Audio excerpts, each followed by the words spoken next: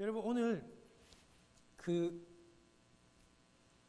아브라함이요 하나님께서 찾아오시는 것을 단번에 알아차립니다.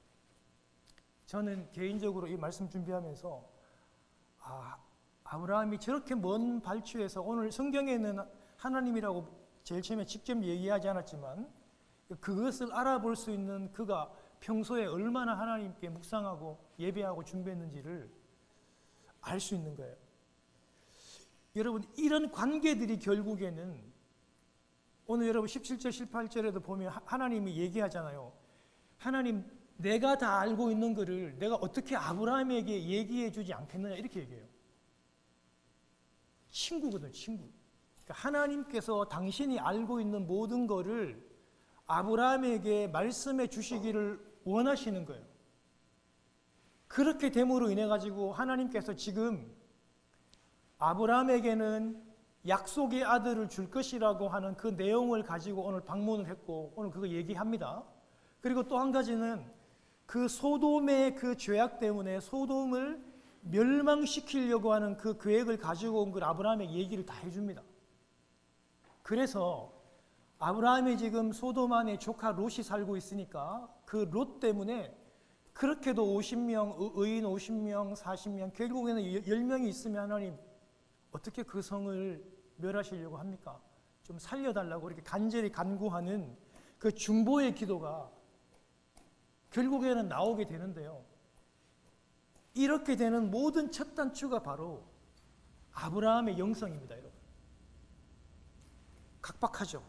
지금으로부터 4,000년 전의 얘기지만 여러분 4,000년 전의 이야기지만 오늘 여러분 본문이 얘기하는 이 내용에서 우리도 정말 하나님과 이렇게 친구처럼 가까이 지내고 하나님께서 내게 친구라고 얘기해 주시고 하나님이 알고 있는 내용들을 우리에게 가르쳐 줄 수 있는 그런 정말 친밀한 관계가 되어야 될 수 있다는 것을 우리가 오늘 이 말씀을 통해서 좀 살펴보고 좀 알았으면 참 좋겠습니다.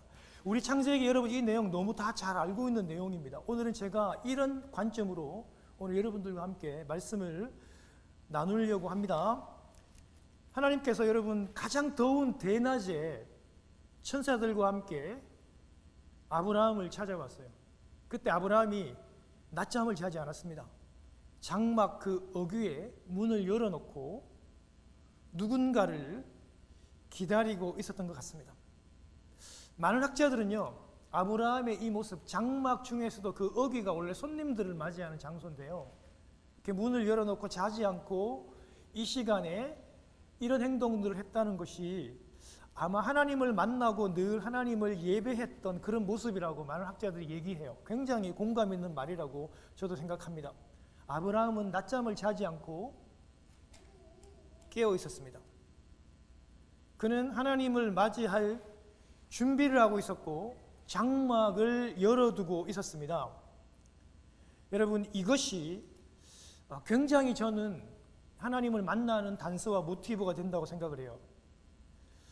팔레스타인 여러분 중동 지방에 이 뜨거운 낮 시간에 다 낮잠 자거든요. 쉬고 있는 시간인데요. 사람들이 잘 다니지 않고 활동 안 하는 시간입니다.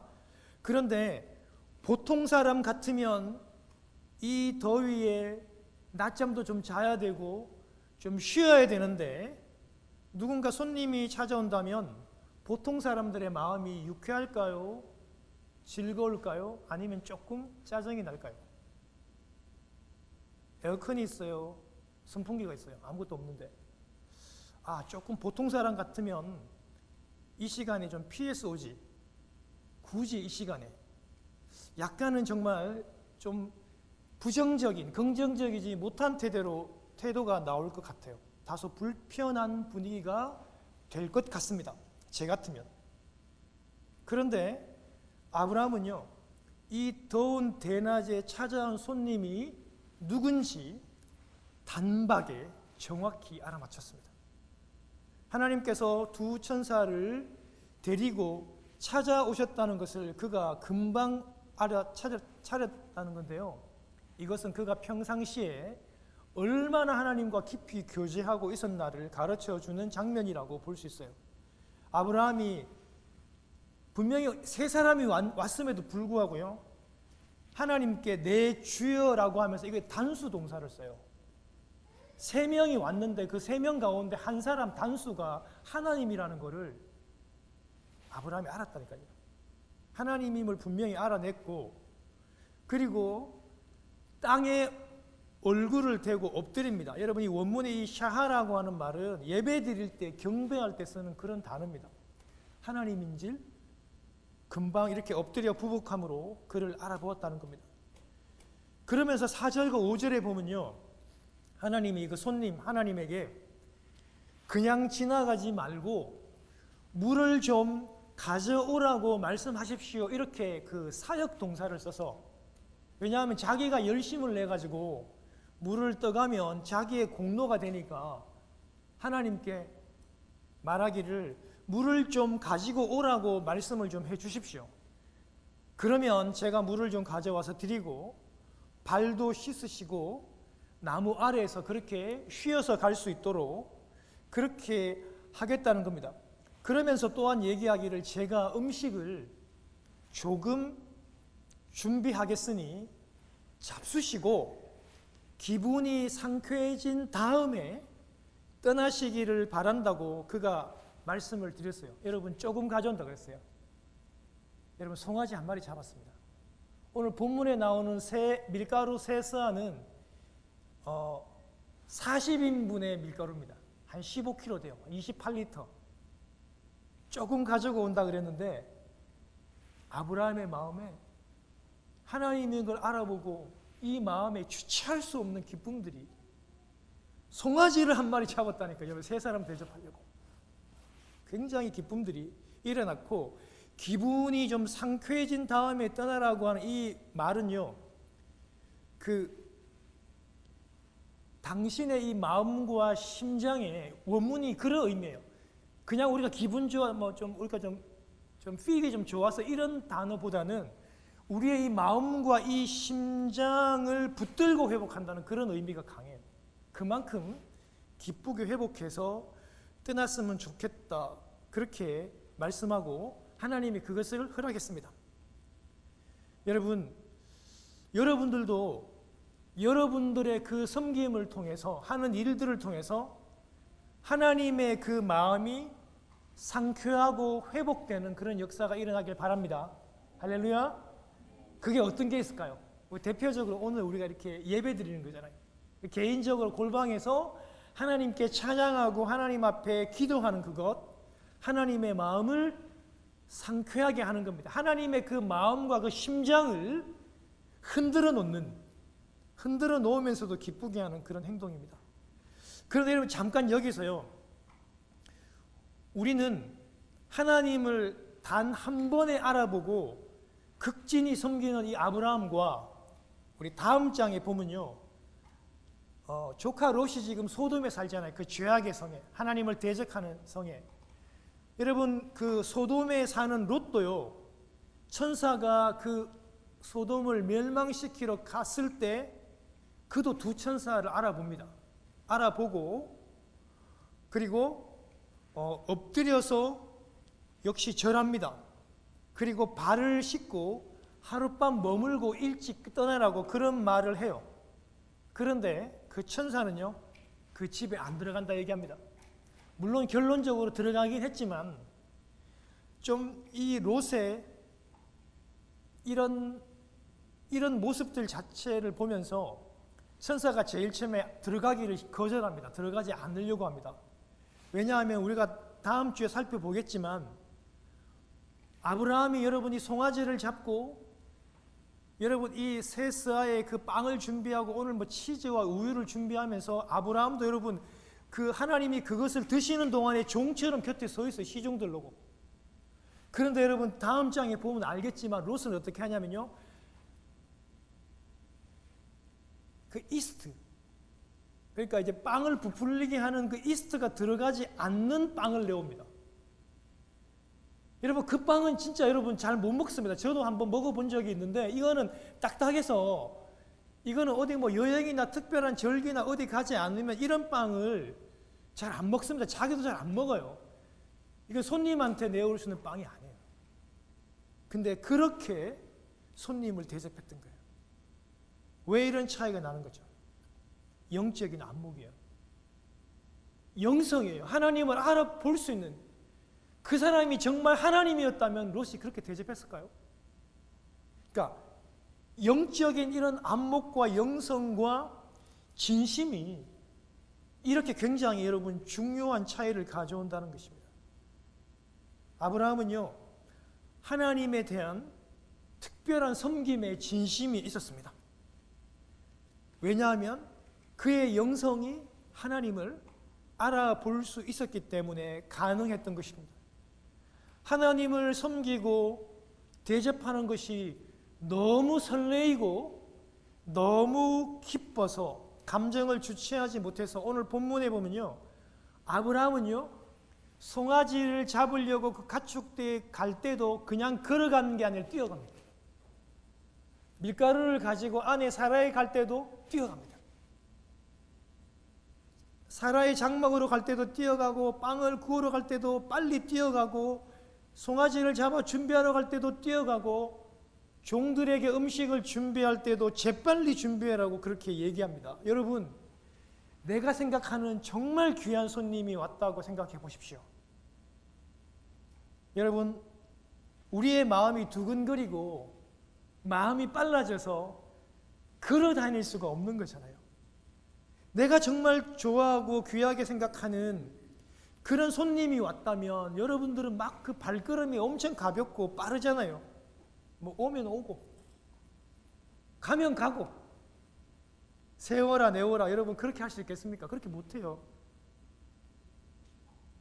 저는 우리 아들 하민이를 한국에서 군대를 못 보냈어요. 왜냐하면 이제 미국 와서 군대를 안 가게 돼서. 근데 한국에서 우리 군에 다녀오신 분들 있잖아요. 여러분, 자식이 군대에서 군 생활하다가 휴가를 받아서 집에 오면 우리 엄마 아버지들이 어떻게 합니까? 정말 버선발로 그 자녀를 맞이합니다. 우리 자녀를 대학을 보내고 뭐 방학이나 연휴에 우리 아이들이 집에 온다고 그렇게 얘기하면 여러분 대충 준비합니까? 저는 대충이 안 되더라고요.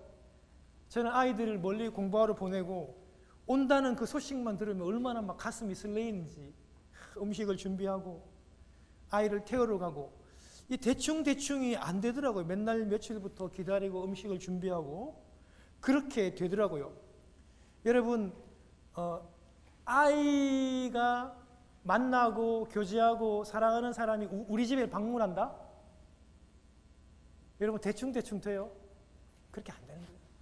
그게 그렇게 저는 기쁘더라고요. 마음이 설레이고 발걸음이 가볍고 막 뛰어다니게 되더라고요. 아브라함은요, 하나님이 오셨다는 것을 알고 이렇게 마음이 설레고 마음이 기쁘니까 막 지금 뛰어다니는 거예요. 너무 좋아서. 아, 하나님이 오셨구나.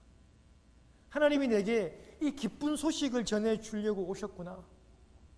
지금은 아이를 주시겠다고 한 말을 듣지는 못했지만 하나님의 오심이 이렇게 너무 좋아서 모든 일들을 진두지휘하며 뛰어다니고 있다는 겁니다. 여러분, 아브라함 집에 종이 몇 명이에요?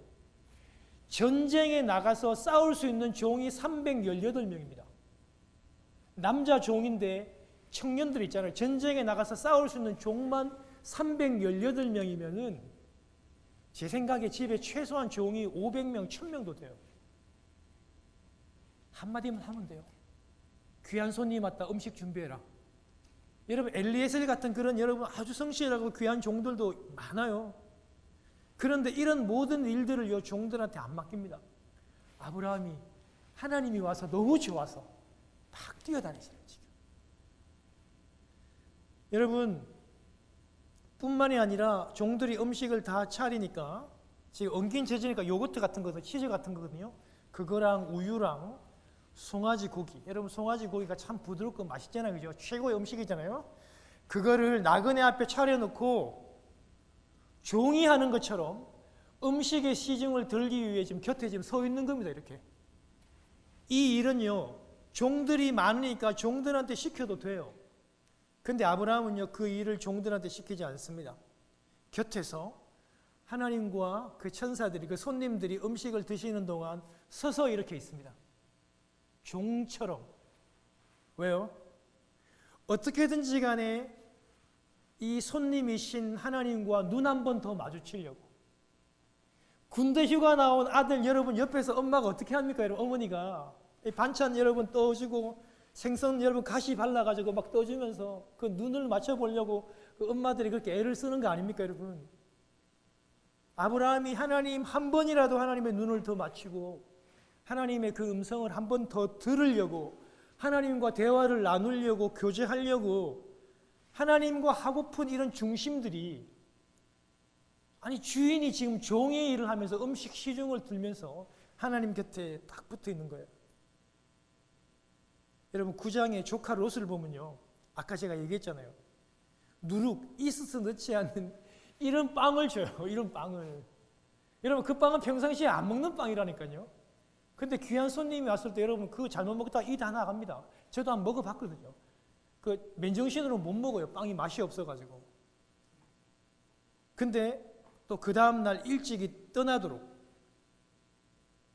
그렇게 대접하는 여러분 이 롯의 어떤 그런 모습과 한번 아브라함과 비교해 보면 얼마나 참 그 하나님을 향한 중심이 귀한지. 제가 이렇게 될 수밖에 없었던 가장 중요한 여러분 단서는 하나님을 알아봤다는 거예요.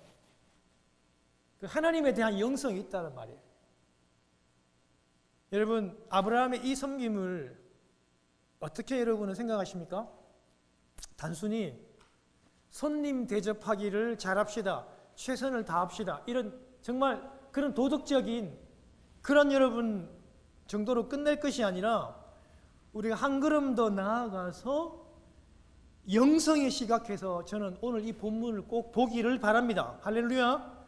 먼저 하나님을 알아보고 하나님을 섬기고 하나님을 만나고 교제하는 성도님 모두가 다 되었으면 저는 참 좋겠습니다. 여러분 지금 내 마음에 누가 계십니까? 내 마음에 우리 성령 하나님이 내 마음에 계시잖아요. 이 하나님은 여러분들과 매일매일 교제하기를 그렇게도 원하시고 계십니다.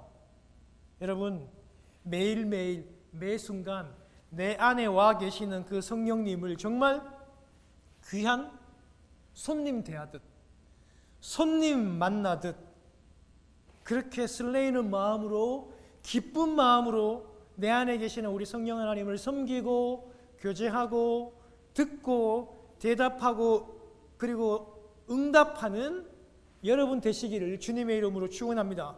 만약에 그걸 여러분들이 알고 확신했다면 저는 오늘 이 본문을 여러분들은 대단히 잘 보셨다고 저는 말할 수 있겠습니다. 여러분 하나님을 섬기기 전에 먼저 하나님을 알아볼 수 있는 그 영성의 능력들이 저와 우리 모두가 있기를 저는 그렇게 간절히 바라는 겁니다. 식사를 마친 후에 하나님께서 이제 방문의 목적을 밝힙니다. 우리 잘 알고 있는 내용이에요. 방문의 목적을 밝히면서 아브라함에게 아내가 어디 있냐 이렇게 묻잖아요. 왜 물어요? 이제 지금 계속 약속해 주었던 14년 전에 15년 전에 너의 몸에서 태어날 그 아들을 주겠다고 하는 그 약속을 아들에게 주실 그 소식과 그 말씀을 전해주기 위함입니다. 10절에요.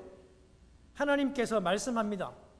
내년 이맘때 내가 반드시 너를 찾아오겠다. 그런데 그때 사라에게 아들이 있을 것이다. 이렇게 하나님께서 말씀해 주고 있습니다. 하나님은 내년에 그런 신적인 임재로 직접 사라에게 다시 찾아오셔서 아들을 줄 것이라고 하는 그런 말씀을 다시 가르쳐 주시고 확인시켜 주시는 겁니다. 여러분 그런데요 우리 인간적인 시각으로 보면 오늘 사라가 그렇게 봤다고요. 내년이면 정확히 아브라함이 100살입니다. 100살. 그리고 사라도 90세가 됩니다. 인간적으로 완전히 아기를 낳을 수 있는 태가 닫히고 그렇지만 엘로힘의 하나님의 그 주권으로 방문하여 아들을 주시겠다고 하나님께서 지금 말씀하고 있는 것입니다. 그런데요 사라의 장막이 아브라함 장막과 굉장히 그 곁에 붙어 있어 가지고 지금 대낮에 사람들이 아무도 없어요. 그래서 하나님이 말씀하시는 모든 것을 사라가 오늘 분명히 들었다고 얘기해요. 다 들었습니다.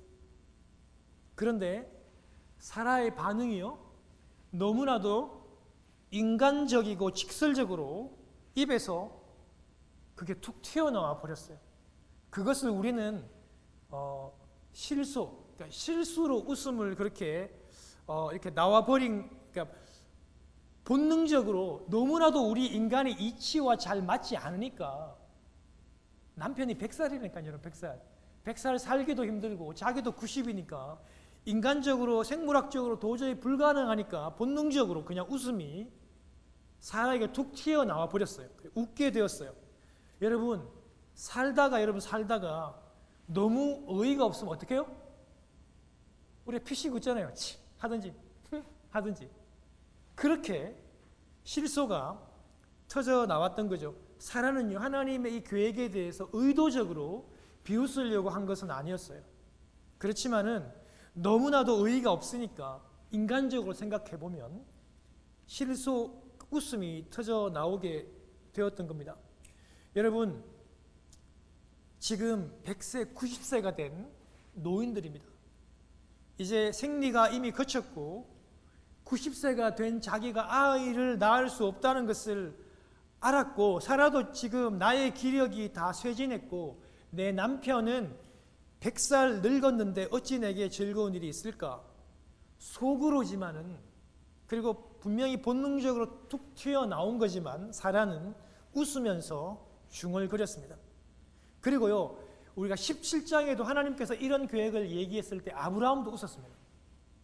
두 부부가 하나님의 이 자녀를 준다고 하는 이 계획에 대해서 사실은 두 부부가 웃은 것은 분명해요. 그게 물론 의도적으로 하나님을 멸시하려고 하는 그런 조소는 아니었지만 두 부부가 하나님의 계획에 대해서 웃었습니다. 어떻게 아기를 가질 수 있겠는가? 육체적으로 생각해 보면 불가능하다는 것을 알았기에 그들이 그렇게 웃어버린 겁니다. 그런데 놀라운 것은요, 하나님께서 자기가 이렇게 전능으로 하시겠다고 얘기한 것에 대해 가지고 아브라함도 웃고 사라도 웃어요. 그런데 하나님께서 그걸 질책하거나 징계하시지 않고 대신에 잘못된 것은 지적을 해줍니다. 그리고 바로 교정을 해주고 있습니다. 우리가 13절과 14절에요, 하나님께서 사라에게 다시 되물어 주시고 계십니다. 우리 13절과 14절 말씀을 우리 다시 한 번 더 같이 읽겠습니다. 시작. 사라가 왜 웃으며 이러기를 내가 늙었다 하거늘 어떻게 아들을 낳으려 하느냐? 여호와께서 능하지 못한 일이 있겠느냐? 기한이 이를 때에 내가 내게로 돌아오리니 사라에게 아들이 있으리라. 아멘. 하나님이 되물으시면서 그의 웃음이 잘못되었다는 것을 지금 교정해 주시고 계십니다. 어찌해서 사라가 웃느냐? 지금 하나님이 얘기하시는 거잖아요. 근데 어찌해서 네가 그렇게 웃을 수 있냐?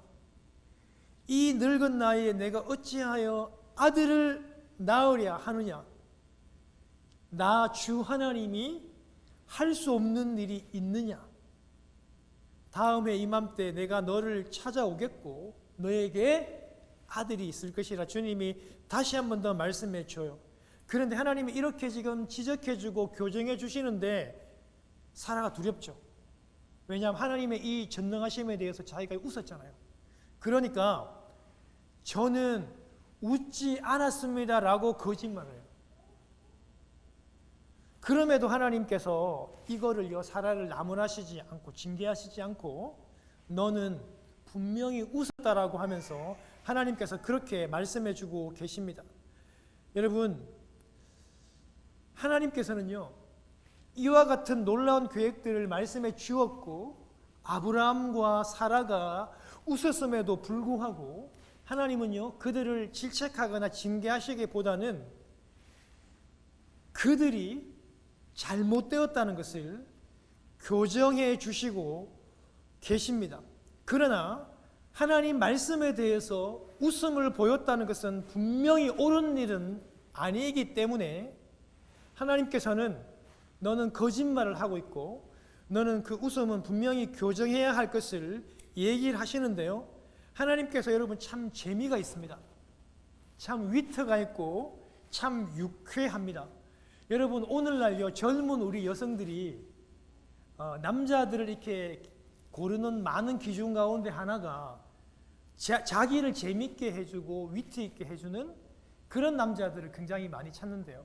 그래서 혹시 아직도 결혼하지 않은 우리 청년들이 계시다면 여러분 이 유머, 사랑하는 정말 자기 친구라든지 아니면은 우리 아내를 많이 즐겁게 재밌게 유쾌하게 해줄 수 있는 이런 능력, 물론 타고나긴 하지만 그런 능력을 여러분 자꾸 가꾸어야 돼요. 그래서 근데 하나님이 굉장히 여러분이 유쾌해요. 너무 재치가 있어요. 한번 들어보십시오. 하나님은요 100세에 태어날 아들의 이름을 뭐라고 지었어요 여러분? 백규? 이렇게 지었습니까? 웃음이라고 지었어요. 웃음이 JJ 아니고 하나님이 100세 된 그 노인이 아들을 낳는데 그 이름을 이미 17장 19절에서 웃음이라고 지으라 했어요. 웃음. 이삭이 웃음이거든요. 하나님이 다른 이름 말고 거룩한 거 말고 웃음이라고 지으라고 했다고요. 여러분 이게 반전의 매력의 포인트를 담게 하신 거예요. 하나님이 참 유쾌하고 재미가 있어요. 여러분 잘 보세요. 아브라함과 사라 부부는요 하나님의 그 전능하심에 대해서 의심하고 웃었습니다. 맞죠 여러분? 안 믿었어요. 하나님은요 아이의 이름을 웃음이라고 짓게 함으로써 부부가 가졌던 이 불신의 의심의 웃음을요 감격과 기쁨의 웃음으로 바꿔주신 거예요. 하나님이 행하신 그 기적에 대해서 이 부부가 웃음이라고 부를 때마다 감격과 기쁨의 웃음으로 바꾸어 주시기를 원하셨던 거예요. 100살, 90세가 된 부부가 낳은 아들을 이삭아, 웃음아 라고 부를 때마다 하나님은 부부 자신들이 하나님의 말씀을 믿지 못하고 의심했던 그 연약한 순간들을 기억하고 그럼에도 불구하고 하나님은 신실하게 약속을 지켜주시고 이루시는 그 엘로힘의 그 능력의 하나님을 늘 기억하라고 매번 이름을 부를 때마다 웃음이라고 부르게 하셨던 것입니다. 여러분 이삭이라고 하는 이름이 나오게 된 배경이 이러합니다. 인간의 연약함과 그 의심을 먼저 생각하고 그 자신을 돌아보게 하셨다가 그럼에도 불구하고 다시 전능하신 하나님은 능력으로 하나님은 행하실 수 있다는 것을 바라보게 하시고 감격적으로 하시게 하기 위해서 하나님은 이 모든 것을 계획하셨던 것입니다. 그렇게 이름을 짓게 하셨던 것입니다. 여러분 신약 성경에 보면요 히브리서 11장과 로마서 4장에 보면요 이 부부의 믿음을 사실은 이렇게 인정을 하고 대조되고 있는 게 아니라 반하는 게 아니라 신약의 여러분 이 기자들은요 처음부터 이들의 믿음이 완전하지 않았다는 거예요. 처음에는 의심과 그리고 흔들림의 과정을 겪었지만 마침내 신실한 믿음으로 나아갔다는 것을 얘기하기 위해서 히브리서 11장 1절 여러분 들어보십시오. 믿음으로 사라 자신도 나이가 많아 단산하였으나 잉태할 수 없는 힘을 얻었으니 이는 약속하신 이를 미쁘신 줄 알았습니다. 약속하신 하나님을 신실하신 줄을 알았다는 거예요.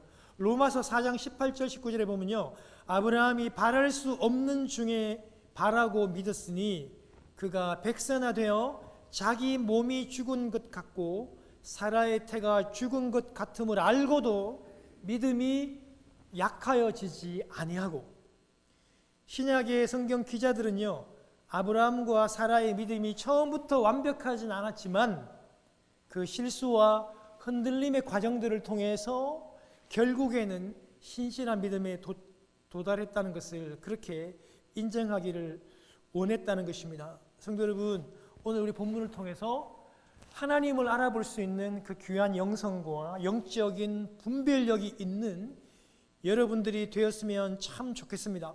여러분, 아브라함은 평상시에 하나님을 대면하고 하나님의 음성을 듣고 하나님과 소통하고 교제했기 때문에 하나님께서 그에게 모든 것을 다 가르쳐 줄 수 있는 그런 진정한 친구의 관계가 되었다는 겁니다. 여러분 잘 알고 있는 말씀, 요한복음 15장 15절 살펴봤습니다. 예수님이 우리를 향해서, 여러분들을 향해서 어떻게 말씀하는지 들어보십시오. 이제부터는 너희를 종이라 하지 아니하리니. 여러분을요, 예수님을 종이라지 않겠대요. 종은 주인이 하는 것을 알지 못함이라. 너희를 친구라 하였노니 내가 아버지에게 들은 모든 것을 너희에게 알게 하였습니다. 여러분, 예수님이 우리를 종이라 하지 않고 뭐라고 한다고요? 친구라고 한대요. 친구야, 내가 하나님 아버지께 들은 이 모든 것을 내가 너희들에게 가르쳐 줄게. 우리는요, 예수 그리스도의 친구입니다. 사랑하는 성도 여러분, 우리 이번 한 주간 동안에 이런 놀라운 역사들이 친구된 하나님, 친구된 예수 그리스도와 교제하고 만나고 그 하나님의 뜻을 듣는 전 귀한 여러분들이 되었으면 좋겠고요. 그 만난 그 하나님을 우리가 좀 섬기는데 막 기쁨과 즐거움으로 좀 설레이는 마음으로 우리가 찬양을 하는데도 정말 하나님을 섬기듯이 하나님을 만나듯이 이런 기쁨과 설레임이 가득한 마음으로 기도하고 예배하고 찬양하고 큐티하는 그런 한 주가 되시기를 주님의 이름으로 축원합니다. 기도하겠습니다.